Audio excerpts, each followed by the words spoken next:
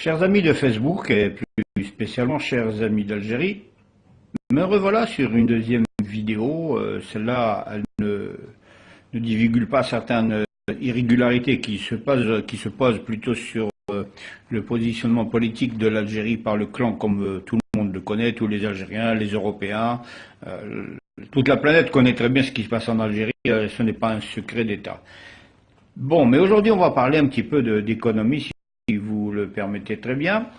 L'économie algérienne qui a été complètement dilapidée par des clans même, il y a même des clans qui sont morts, qui ont laissé des fortunes dans des banques étrangères. Je parle aujourd'hui de tout cet argent, toute cette masse d'argent très très volumineuse qui existe déjà depuis bien des années 1954, 55, 56, 57. C'était le fonds du FLN qui était géré par le FLN, qui était géré par le trésorier du FLN, le seul trésorier du FLN qui s'appelait Monsieur Oulman, qui est d'un village des environs de Djeli qui s'appelle maintenant Cavallo. Non, plutôt, il s'appelait Cavallo et maintenant il s'appelle El Aouana. C'était le principal trésorier du FLN qui m'avait fait des confidences il y a bien longtemps de ça, qui avait une fortune inestimable dans les coffres de l'UBS. L'UBS veut dire l'Union des banques suisses. Cet argent a été installé dans les banques suisses parce que c'était des dons par l'ex-Yougoslavie de M. Tito. Enfin, je ne peux pas donner beaucoup plus de détails, c'est tellement long. Je ne voudrais pas que ma vidéo soit très longue.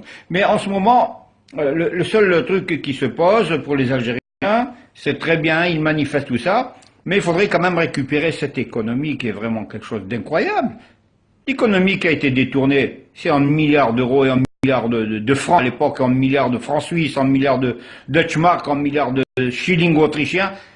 C'est une fortune inestimable qui est gelée dans les banques des Union des banques suisses à Genève. Alors, je me pose une question, et vous aussi, vous allez sûrement vous poser la question, parce que les jeunes de maintenant en Algérie ne connaissent pas ce problème, qui est très sérieux, c'est un très gros problème.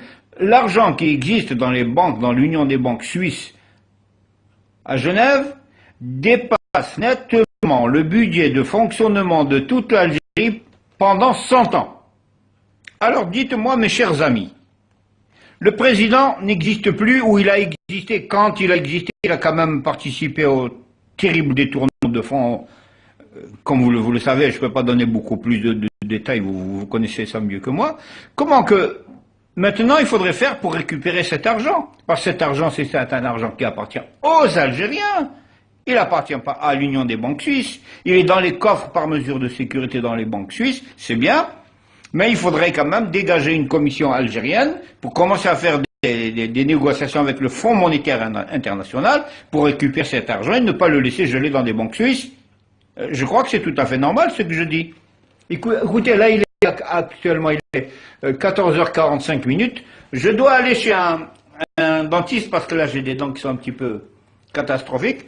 Je vais chez le dentiste, je vais me faire soigner et le temps de réfléchir dans quelques jours, je vais encore vous faire une vidéo pour quand même commencer à faire un déclenchement d'une véritable révolution économique de façon à ce que le peuple algérien tout en entier puisse récupérer cet argent.